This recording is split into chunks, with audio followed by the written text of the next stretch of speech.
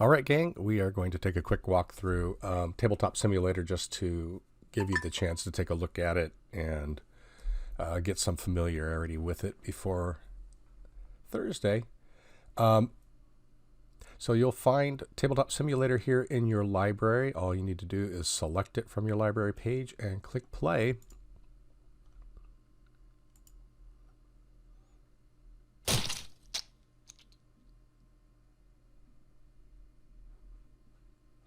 And it will launch to a home screen. When we get together to play together as a group, you will do so by clicking the join button. Once you get Tabletop Simulator running, you will use this join button and you will search for our table, which I believe is going to be,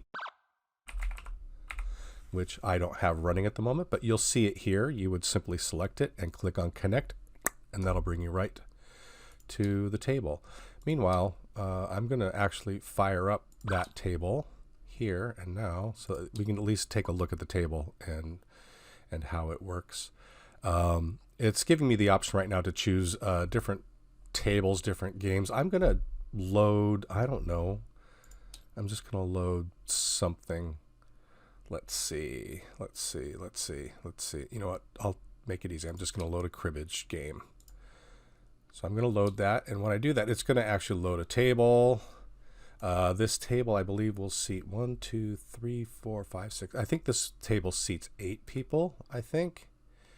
And this is what it looks like for this game. When we join, we're just going to load a blank table. In fact, let me see if I can select everything. I can just select everything. Well, I'm not going to delete it, but I could just select everything and delete it and load new things onto the table, which is what we'll do. I'll leave this stuff here for the moment, just so I have some stuff to click on. Very, very simply, once you're here, you may arrive unseated. I'm going to actually stand up. You'll notice there's a few menu items down the left-hand side. You probably won't have to worry about any of those. There is some menu items across the top. Believe it or not, you probably won't have to worry about those either. Probably just have to worry about moving your camera around and interacting with objects that are on the screen and picking your seat at the table. So I'm gonna show you what that looks like by first standing up. I'm gonna do that by clicking on my character, and I'm gonna say I'm gonna change my color. Right now, you notice I'm sitting here. You can see my player name on the table rail. So if we were all seated at the table, you can tell who's sitting where. You'll also see their avatar heads floating above their place at the table. I'm going to stand up just so you can see what the table looks like, probably when you first arrive. And it's blank. In fact, I've modified this table. I think the table we play at will actually seat 8 or 10. I mean, you can choose different tables. It doesn't really matter.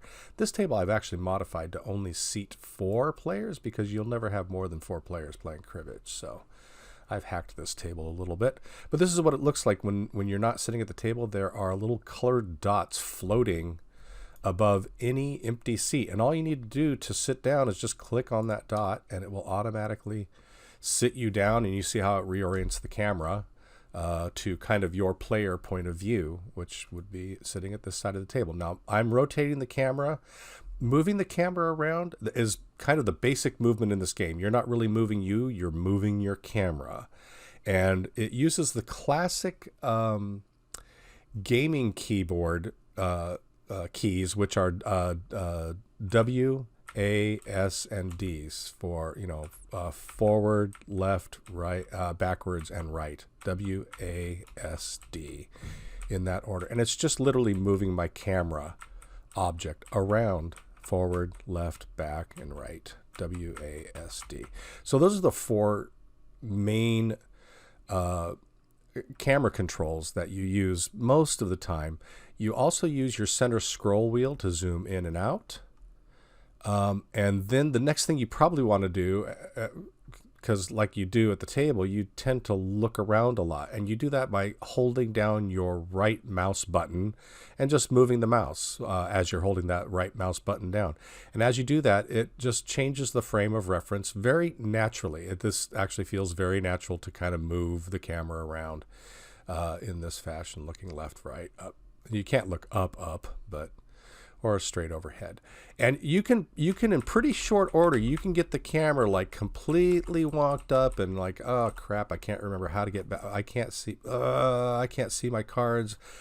Don't panic. If you get your camera all catawampus like this, all you ever have to do is click the space bar and it will restore your camera to the natural normal default, and you can just resume scrolling in, scrolling out.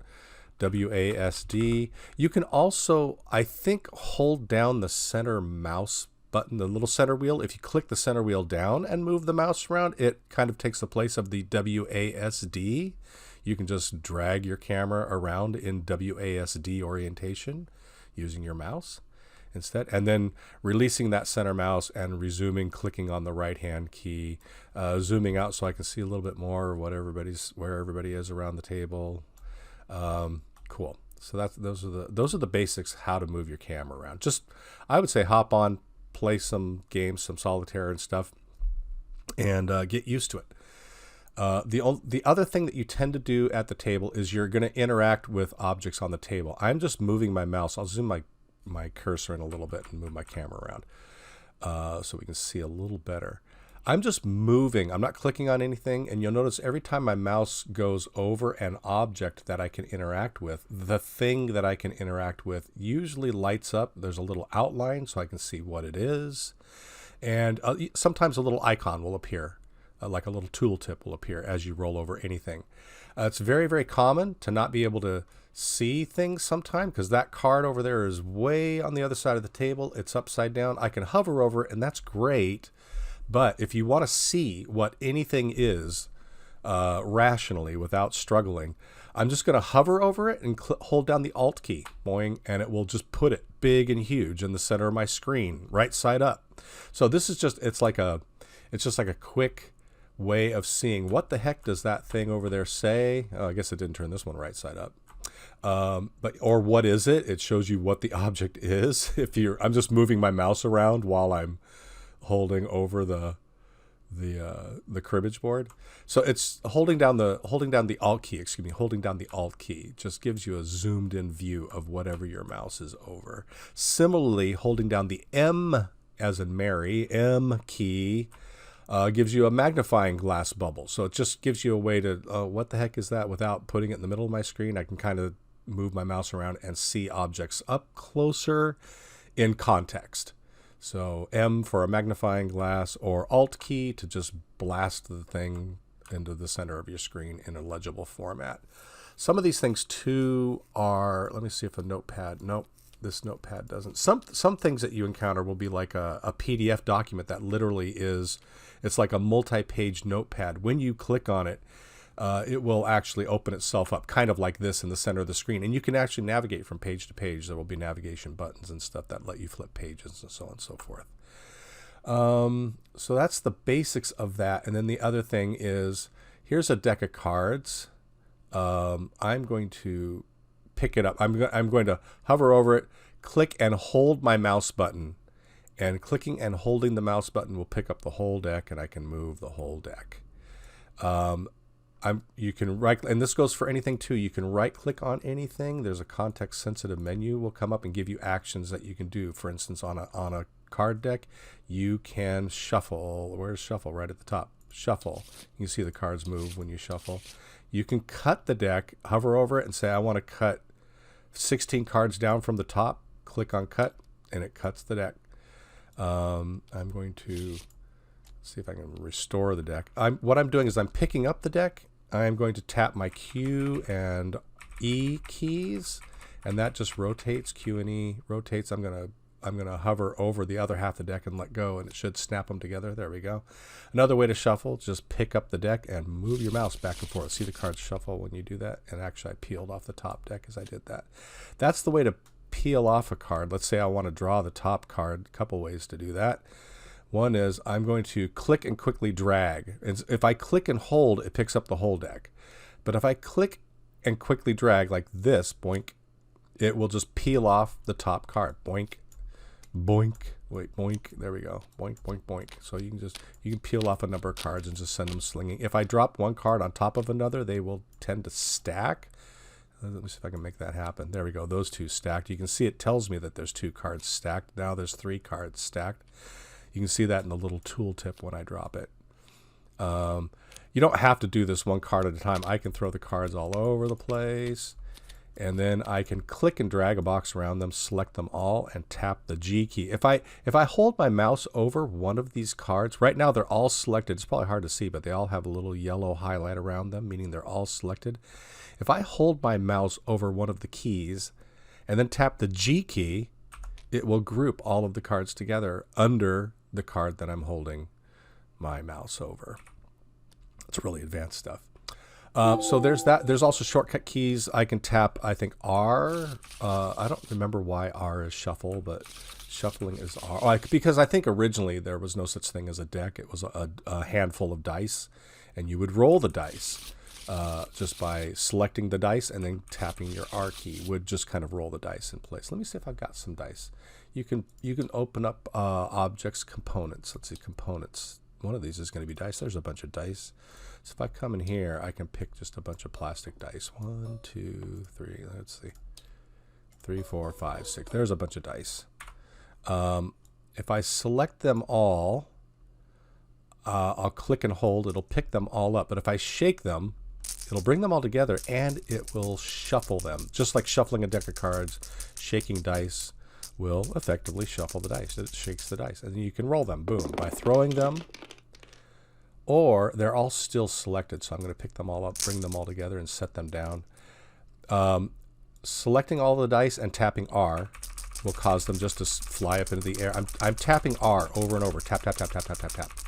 And that is just shuffling the dice. And then when I stop tapping, they all fall to the table. And it tells you, hovering over them, what they are individually. You can select them all and hover over them to see the math on how much they add up to. Of course, you can Alt on them to see what the heck they are a little better, or M, hold down M to see what they are. So these are like just the general mechanics of how to get in and interact with objects. Q, E to rotate. How about I want to flip the deck over. F, tapping F flips the deck, or you can right click and somewhere in here is flip. I don't know. This is why I learned my keystrokes. I can never find anything that quickly. You can also split the deck. No. Splitting the deck, I think, will split this out into 4 piles. Boom. Yes. So it did indeed split them. This is useful for something, maybe? I don't know. And then you can individually, like I'll flip this deck over, flip this, flip this, flip this. Flipping decks is all well and good. Let me group these all back together.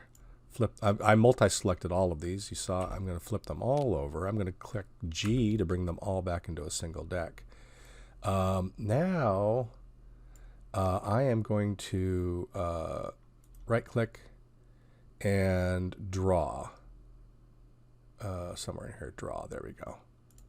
There we go. 1, 2, 3. And you can see it's moving the cards off the deck and into my hand. Now, when they're in my hand, like they are, 2 things. Number 1, they show up on the rail next to where my hand is. Now, if I were another player, in fact, let me put, you notice I'm putting this card into this other player's hand. In fact, let me turn it right side up on the table. I flipped it over. Now I'm going to pick it up and I'm going to put it into this player's hand box. You notice when I do, even though it's visible on the rail and it is face up, to me, because I'm a different player, I can't see it. It shows up with just a question mark. But if I were seated at that seat, I would see whatever this card is, just like you're seeing the cards where they are here.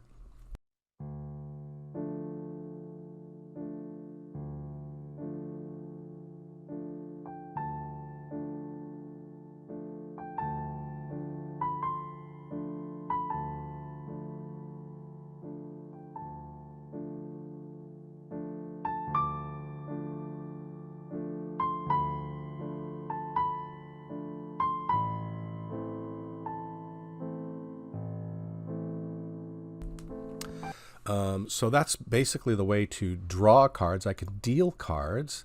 Right-click, deal. This will deal a card. Clicking on the word deal will deal a card, a single card to everybody each person who's seated. If there were 4 people seated at the table, every time I click on deal, it would send a single card to each of those 4 people into their hand box. Similarly, I can pick a specific seat that I want to deal to. I don't remember what color I am. I'm green. I can see that up here in the right corner. I'm green. I don't remember what color that seat is, but I'm going to send a card to the red. Well, I think I have a red seat. To the red seat. Boom. Yeah, that is the red seat across from me. I could also send it to the green seat. That's me. Duh. The blue seat is to my left. I don't remember what the other seat is. Yellow? I don't have a yellow seat at this table. Let's find out who the other table. What's the other color? What's the other color? Brown. Ugh. Red, orange, green. Oh, man. I'm a bad programmer. Oh, no, white. There it is. White is the other seat. So you can deal cards to a specific player just by right-clicking the deck, hovering over deal, and then picking that player's color. It's a little fussy, but it does work. So yeah, and there's shortcuts for almost all of these. I think I don't remember what it is to draw. Or I think we'll figure it out as we go. So that's the way to deal, pick up cards. You can also pick up a card just by dragging it off the top of the deck. It's just a quick click and flick, and then putting it in your hand. And then, oops, I put it in upside down. I'm going to hover over it and flip it over. Now that was an 8 that I drew. Jeez. I wish there were a way to like automatically sort your hand in order, but there's not with real cards, and so you don't get it here either. But you can click and drag and sort the cards around in proper order, whatever order you want, as long as they're here in your box facing up, facing you. No other players can see them even as you move them around. And you can see the box is highlighting as I click on a card and drag it. It shows you where your hand box is. If I click it too far and drag it onto the table like that, and guess what? Everybody sees it. Because that's what happens when you lay your card out on the table. Everybody gets to see it. I can drag it back in. You can flip cards over individually. And then before dragging them out on the table, if you want to put cards face down on the table, you flip them over. I accidentally stacked up a couple cards there. This happens while you're playing cards. I've got 1, 2, and then 2 cards stacked on top of each other here. It gets frustrating because when you try and pick them up, they're still stuck together. It's just like taking a card off the top of the deck. I'm going to click and flick real fast, and it's going to pull that card off of there. Now I've got these 4 cards. I'll move my camera. I could click select, drag select all of those and flip them all over to reveal them, or I could individually hover. I'm just hovering over them, not selecting them, hovering over them. And then tapping the F key to flip them over as I hover. Whatever I'm hovered over will flip. Even if it's in somebody else's hand, I can't see the face, but I can flip somebody else's cards over just by hovering over it. Don't do this. It's rude. But there you are. Yeah, so that's the basic mechanics of how these things work. It's a learning process, and it's a process we all pitch in and help each other get through it. So that's it. Thanks for your time. Thanks for your attention.